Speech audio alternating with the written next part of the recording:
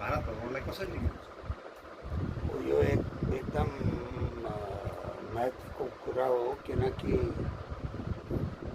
कति 4 साल भयो या 5 साल हुन लाग्छ कि कोही प्रधानमन्त्री नेपालबाट आएको छैन। कोभिडको कारणले हो कि अरू कारणले हो। त यो राम्रो कुरा छ कि अहिले हाम्रो देउपाजीको सरकारबाट प्राइम मिनिस्टर 5 पटक प्रधानमन्त्री भएको त नेपालमा मेरो विचारमा आजसम्म कोही भए छैन। सो देउपाजी इन्डियामा आउने भारत र नेपालको लागि एकदम राम्रो कुरा हो। बाइलेटरल रिलेसन्सको लागि, रिजनल रिलेसन्सको लागि, और खास गरी आजभोलिको परिवर्तन भएको जियो पोलिटिक्समा, जियो इकोनोमिक्समा, जियो स्ट्र्याटेजीमा यसको झन् ठुलो महत्त्व छ। नेपाल र भारतबीच केही समस्याहरू छन्, तिनीहरूलाई कसरी समाधान गर्नुपर्छ? अहिले हाम्रो सम्बन्ध कुन स्तरमा छ? अब यो सवालको जवाब दिनुभन्दा पहिला 2-3 कुरा अहिले हालमा रिसेन्टली परिवर्तन भइसक्यो। मैले जियो स्ट्र्याटेजीको कुरा गर्यो नि, तो के परिवर्तन भएछ? पहिला कुरा त नेपालमा एउटा रेजिम चेन्ज भयो, एउटा सरकार बदली भयो। एउटा नाकापाको सरकार थियो जो चाइनाले बेसरी बल गरेर त्यसलाई स्थापित गरेको हो। त्यो नाकापा सरकार पनि टुट्यो, नाकापा पार्टी पनि टुट्यो, अनि ओली सरकार पनि गयो। सो त्यो पहिला कुरा हो परिवर्तनको। दूसरा कुरा परिवर्तनको के हो भने यूएस को एमसीसी $500 मिलियन जो ग्रांट असिस्टेंस था, जो 2017 में ओली सरकारले उसको दस्तखत गर्यो। 2019 में ओली सरकारले बिललाई रजिस्टर गर्यो पार्लिमेन्टमा। त्यो बिल नहुँदा पास भयो। म नेपालमा थियो त्यो टाइममा जब इसको चर्चा भइरहेको थियो एनसीसी को 2 महीना पहिला। अनि पूरा नेपालभरिमा तपाईहरुलाई थाहा छ कति दंगा फसाद भयो, कति प्रोटेस्ट मुभ भयो। पूरा नेपालभरिमा यस्तो पोलराइजेसन कहिले देखेन, त्यो हालत थियो। अनि चाइना र यूएस को एक किसिमको प्रॉक्सी वॉर चलिरहेको थियो। अनि चाइनाले के बोल्यो त्यो टाइममा डिसइन्फर्मेसन क्याम्पेन जसलाई भन्छ। फेरि यूएस पनि पछि थिएन, त्यो उसको रिप्रेजेन्टेटिभ एउटा फातिमा भन्ने लेडी आए थियो।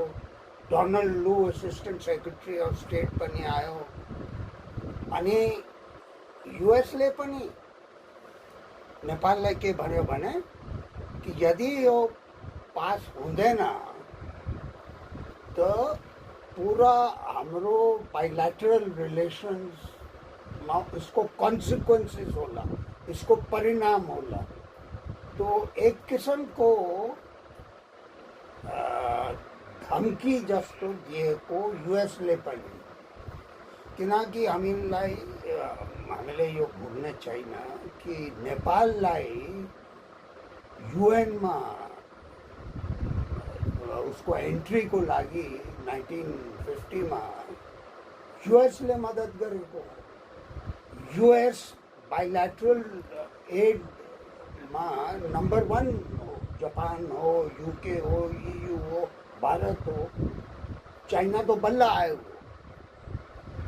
सो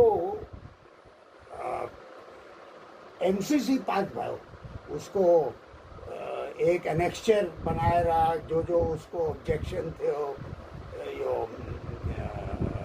चंडा को कि माधव नेवाल को कि झलानाथ खनाल को टास्क फोर्स को त्यो सबै त्यो त्यो उस एनेक्चरमा व्याख्यात पनि गर्छन्।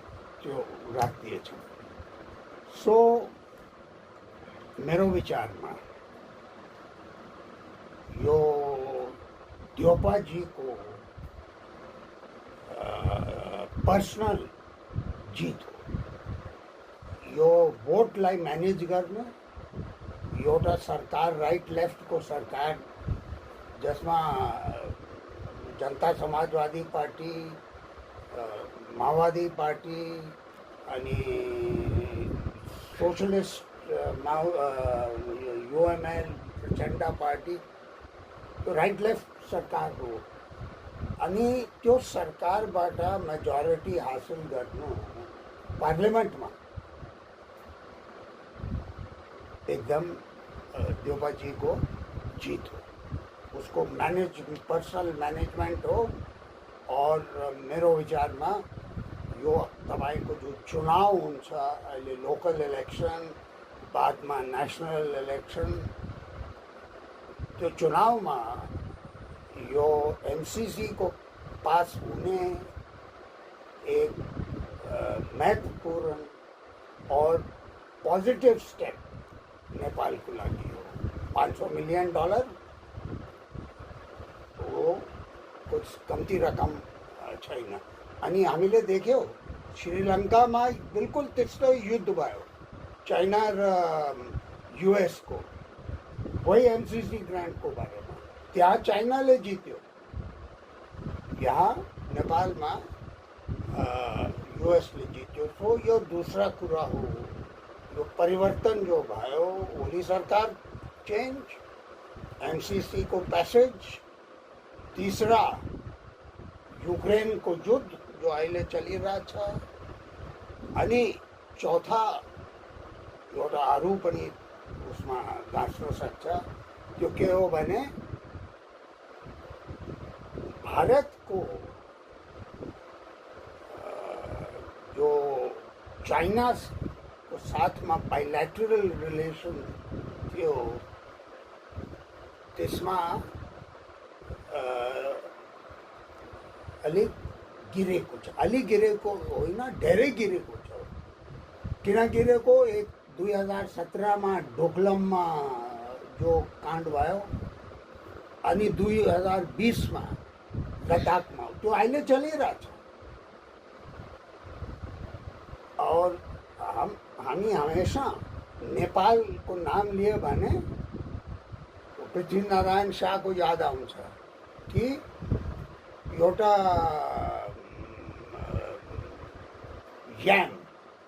यामलाई नेपालीमा के भन्छ?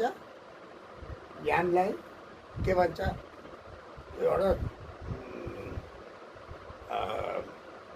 एउटा सानो बुटा, दुईटा ढुङ्गाको बीचमा एउटा सानो बुटा छ नेपाल।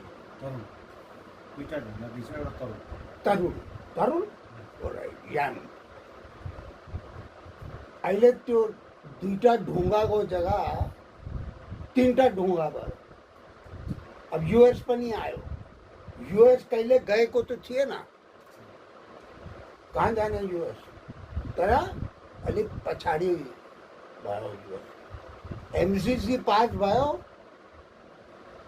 इंडो पैसिफिक स्ट्रेटेजी को मुख्य धारा आयो, अनि US को जो स्ट्रेटेजी चाइनालाई कंटेन गर्ने इंडो पैसिफिकमा, त्यो मैले यो भनेको होइन कि MCC ले गर्छ, तर MCC ले BRI लाई जरुर चेक गर्छ। अनि BRI मा चाइनाले तो एक पैसा पनि अहिलेसम्म हालेको छैन। 2017-18 BRI को कुरा सुने छ कति 9वटा करिडोर कहाँबाट रेलवे लाइन और कहाँबाट के भएछ सो यो जो परिवर्तन भयो अहिले हाम्रो जियो स्ट्र्याटेजीमा भारत नेपाल को जो रिश्ता छ जो बायलैटरल रिलेशन्स छ त्यो यो सब कुरा समेटेर उसलाई देख्नुपर्छ हेर्नुपर्छ कि के परिवर्तन भइसकेछ अनि चाइनाको एउटा हार नाकापा फुटेको दूसरा हार एनसीसी और चाइना को हार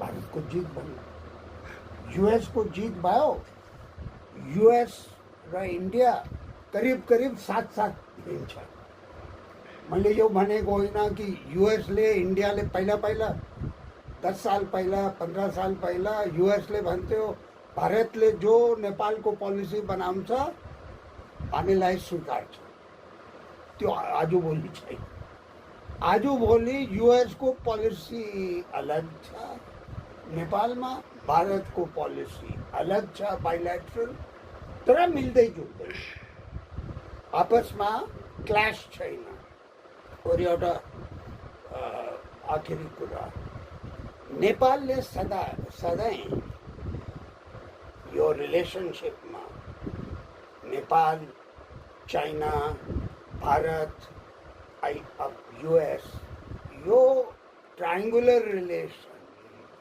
जो अहिले क्वाड्रिलैटरल भइगयो त्यो रिलेशन ट्राइलैटरल रिलेशनमा हमेशा नेपालले के भन्थ्यो बाबुराम भट्टराईको पालाबाट कि नेपाल एउटा ब्रिज पुल छ